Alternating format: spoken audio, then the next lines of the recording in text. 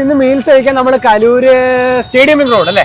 Stadium link road താവളത്തിൽ കലൂരുള്ള ഒരു meal സ്പോട്ടാണ്.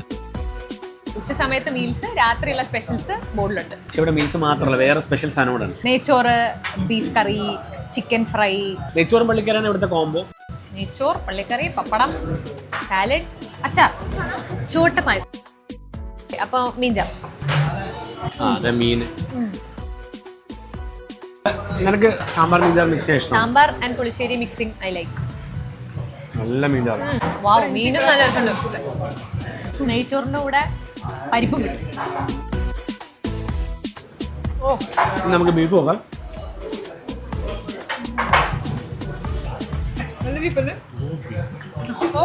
Beef, മീൻചാറ്, നെയ്ച്ചോറ്, പരിപ്പ്, മീൻ ഫ്രൈ എല്ലാം സൂപ്പർ.